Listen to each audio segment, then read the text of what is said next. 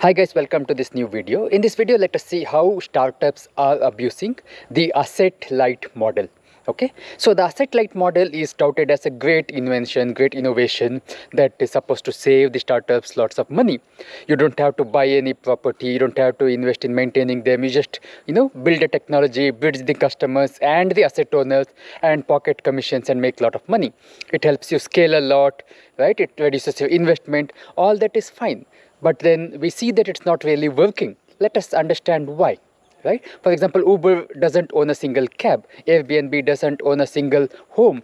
Right? Even Indian companies, Ola, Make My Trip, Oyo, they don't invest in the property, they don't invest in any assets, but they focus on the technology, marketing, and try to bridge the customers with the asset owners and make their money from this, right? But what is the fundamental issue with this model? What's going wrong? Why these are not working, right? If this model is such a great thing, all these companies who have been operating for more than 10 years now should have been making crores and crores of profit, but they're not. So what's going wrong?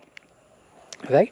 First of all, the asset light model is not a great new invention by the startups. They have been existing since ages and they are known as franchisee model. For example, a hotel owner who has a property, he can tie up with a big brand, maybe Radisson Blu, maybe Marriott, and he can run his hotel under that brand name. Right? So this model has been existing for a very long time. So they would have a very well-defined business contract, who provides what kind of support, what kind of revenue share is between them, right? What are their exit criteria, what's the responsibilities. All these are well-defined and they would have had a long-term contract and they run a business supporting each other and grow together. So this franchisee model has been around, just that these startups have made it a lot easier. Even a small cab owner or a homestay owner could easily list his property in these startups and get customers.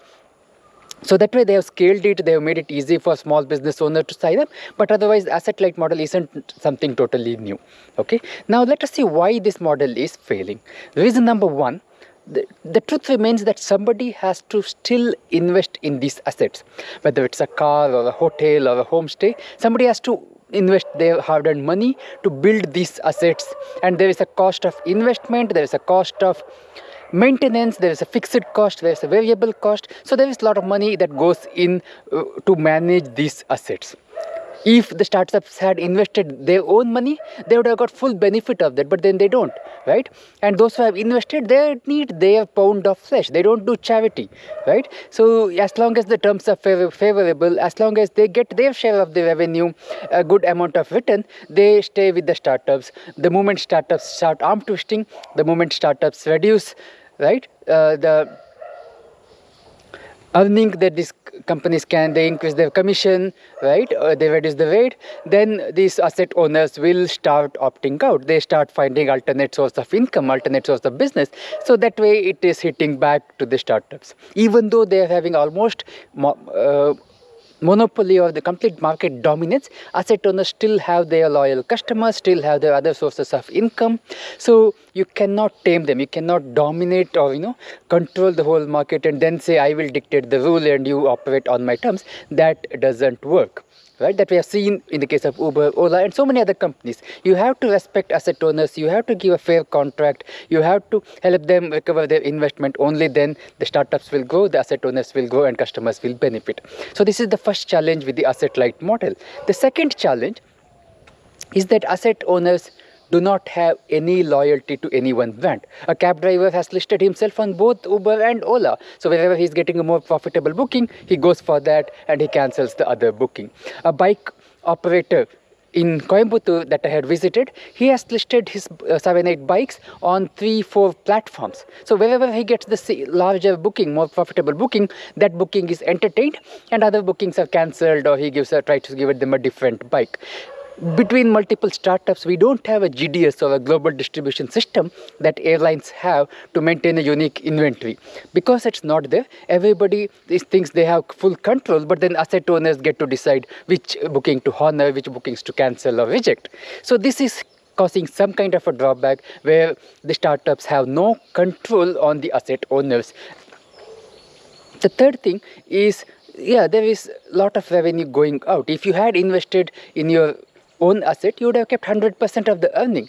But then now you don't, right? You're relying on somebody else, and then you have no control on them. If Ola had, let us say, they had 25% of their cab on their own, they had hired some drivers on a salary, they had invested in those cabs, then they would have had an upper hand. They would have said, hey, if you don't entertain my customers, if you don't take bookings from my customers, I will send more and more bookings to my own cars, right? So this would have given the brand an upper hand. They could have given some control, but without that, they're fully dependent on these asset owners, and they're not able to take any tough action.